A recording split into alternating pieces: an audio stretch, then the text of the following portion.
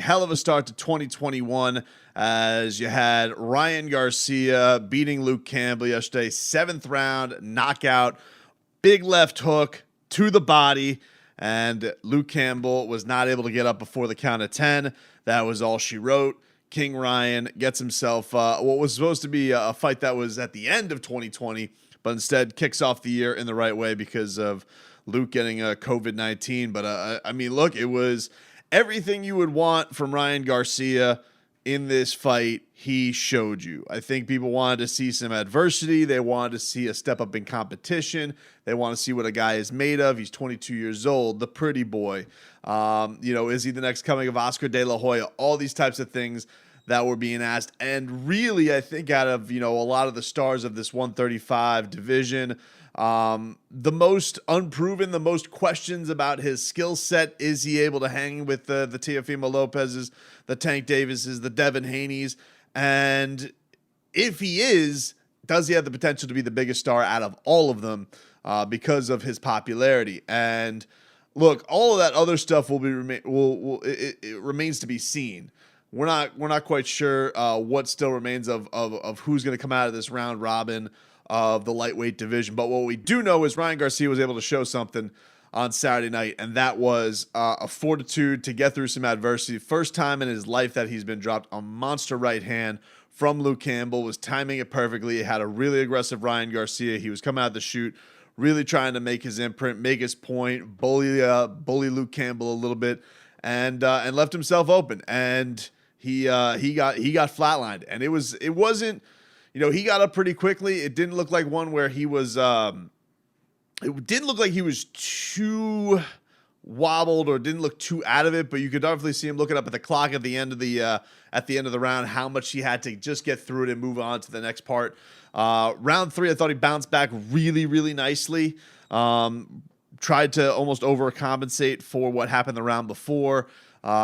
Still wasn't hitting him with the accuracy that he was probably in the first round. Round 4 was probably the biggest one in question. I know that I thought that DAZN was kind of fawning over the fact that he just got up from a knockdown too much. And I thought that Luke Campbell was actually setting him up really nicely with some body shots. It was almost like a real life body shot challenge because Campbell was just hitting that straight left home to the soloplex a lot of the times on Ryan Garcia. But and it wasn't damaging yet. It looked like something that may have been paying off if it was to get to the point later on in this fight. It was never to be, as we would find out. The 5th round was really where things changed, though. That is where things really swung to Ryan Garcia all the way. I thought again, Luke Campbell was showing his mettle. He was able to not be hit too badly by a lot of stuff, but Ryan was starting to unleash some bombs on him. A lot of it was getting caught by gloves, but he was no longer worried about the big shot anymore. He looked like he was more settled back into where he was early on in that fight. And so he was starting to tee off a little bit. Not all of it was getting through up until the end of the round. He cracks him with the check left hook right up onto the temple. And I mean, Luke Campbell was hurt bad. He's lucky that it was at the end of the round, that it was ringed, that it was time for the bell. He turned right into the ropes, almost as if he was ready to write it a day. It looked bad. It looked bad for Luke Campbell, and so Ryan Garcia really looked like he was starting to, turn the tide of the fight completely in his direction, and really was going towards a dominant fashion. Round 6, he was again coming out super aggressive, trying to take advantage of how badly he had him hurt at the end of the 5th. So that first minute, he was really going for broke, trying to go and find something to put it away. He was looking to try and time that check hook again, which has just been absolutely money for him the entire way. Against the southpaw in Luke Campbell, seemed like he was finding a home a lot of the time. Campbell wasn't dead yet, but he was drowning. Like, it was starting to get to that point for him. And then round 7, as it's going viral all over the place, you saw the check left hook right to the liver. That's all she wrote.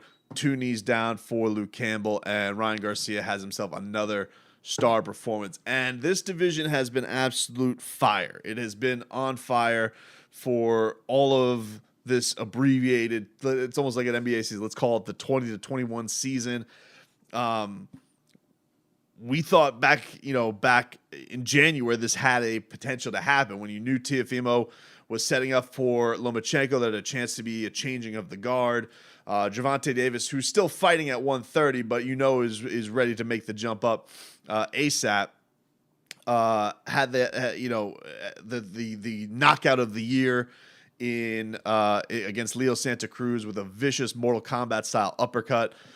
Devin Haney, I would say right now, with what people probably think is maybe the most well-rounded out of all of them from a boxing skill set and what he has, is probably the guy who's lagging behind right now. And it was a little bit tough because after the bout, he was asked who he wants to fight, Ryan Garcia. There's a couple questions that I did have. One, I don't understand why the WBC has an interim championship for this fight, because they just saw the regular champ fight. So I don't really understand. It's just WBC. They seem like they can peek their beacon on anything and throw a belt up there, but whatever. Ryan Garcia walks away with a WBC championship around his waist too. WBC belts all around willy-nilly. Let's just do it. So I was questioning that. And then if he is going to be the interim champion, doesn't that naturally just put him into, okay, he fights Devin Haney next? That would seem almost too logical. Like, wouldn't the guy, I don't really understand that, why we're just throwing belts around willy-nilly. And then when we do, we're not going to quite stick to where we go with everybody. It's just strange for me, man. I don't understand it. I'm just a simple man trying to keep the way it is with all this type of stuff. But for whatever reason, we find ourselves in weird lands. So Devin Haney is the WBC champion. But as far as interim style, Ryan is the interim champion, yet they're not going to fight because he's going to go fight Tank Davis, who, of course, is the super featherweight champion of the world. I don't know. Either way, look, this division is absolute fire. It is. And I if I wasn't, in a studio chair, I would get down on my knees and I would beg the boxing gods, because Lord knows they F us over enough. Don't screw this up.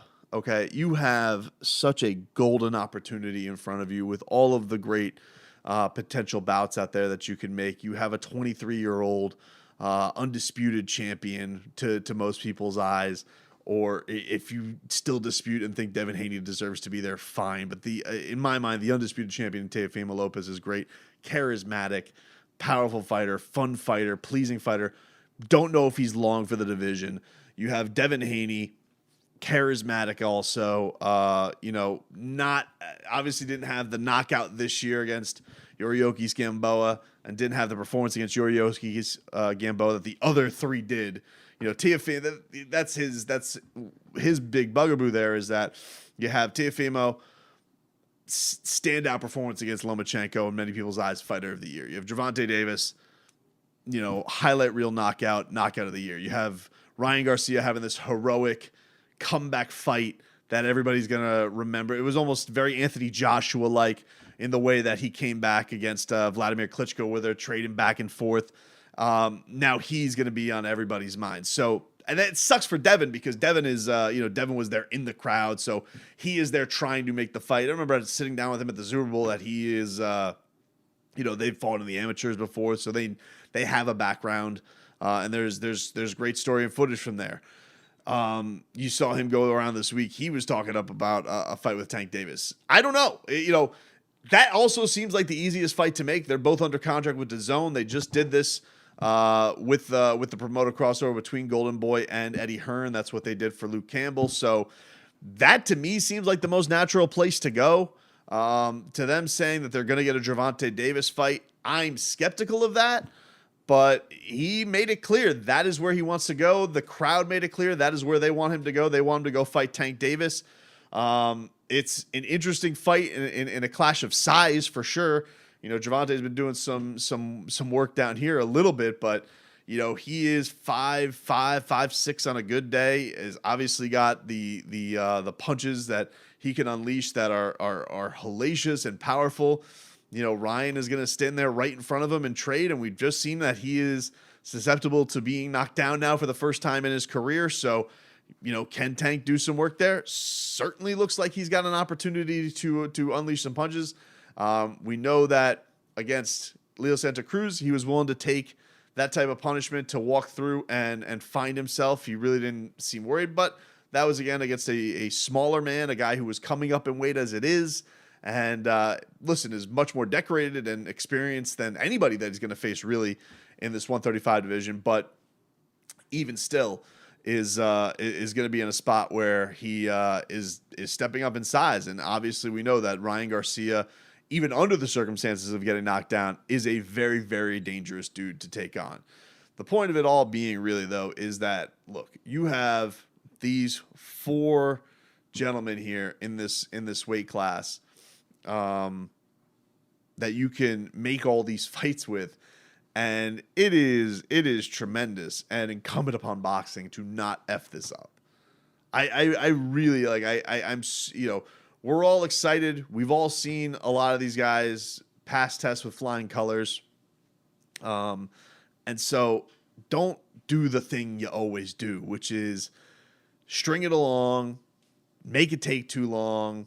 You know, have one of these guys, you know, fall into a mistake like Ryan Garcia did today. Maybe he doesn't get up the next time and isn't able to withstand it and isn't able to come through. You know, maybe Tank Davis gets in there with somebody who's a little bit too big and puts it on him, and he's not able to come up with a home run knockout. You know, maybe Teofimo Lopez can't make this weight for much longer. You know, just don't F around with it too much. These guys may all seem young, and it may seem like you have all the time of day, as we have seen with this past year. If you want any resolutions for 2021 boxing, do not do the thing you always do, which is try and screw fans over and drag these things out, because as we have seen, time can change on an instant. All right, the world literally can be shut down at any point now, and fans can be taken away. It all can be taken away. So when you're trying to squabble over these percentage points and, you know, who's the man, who's not, like, yesterday they're calling Ryan Garcia, they're like, you're the shot caller at 135. No, he's not. He's not the shot caller. Is he super popular? Yes, he is. He's not a shot caller. He doesn't even have a belt. Okay, that I don't know what that was that they put him on him yesterday. He should have, honestly, this is what King Ryan should have done. This, he should have just taken the crown. Don't even take the interim belt. Okay, it's a waste of time. He should have done like a Justin Gaethje did in the UFC. I don't want that belt. I don't want that fugazi interim title. All right, Devin Haney, he's already being called the email champion for being dubbed the guy with the WBC. Forget that nonsense, man. But don't squat. Oh, Gervonta, he's the most popular guy. You know Floyd's going to go that route. I was going, no, he's the most popular. You got and that's a natural rivalry. Great storylines. Oscar promoting Ryan and Floyd promoting Gervonta. It just, you know, like it's a natural promotion. And I think the fight would be absolutely fantastic. The lead up would be fantastic. I would like them to do it. I'm just saying, like, let's not go the route of like, hey, we say we're going to fight. Everybody says they want to fight each other. That's what they said yesterday. Keep your word to it. Don't say it and then don't do it. But a hell of a performance yesterday by Ryan Garcia. I think answered what a lot of people wanted to see was, you know, could he withstand a tough storm? Could he withstand some adversity? How would he go with the step up in competition? He did it marvelously, and hopefully we'll set up a lot of monster fights with the lightweight division, whether that be, you know, Gervonta coming up, or whether that be him taking on Devin Haney naturally for, you know, the DAZN WBC connection there, and maybe hopefully down the road after probably Teofimo takes on George Kambosos, if he's able to get past George, maybe at the end of the year we have a new fight for the undisputed lightweight championship of the world.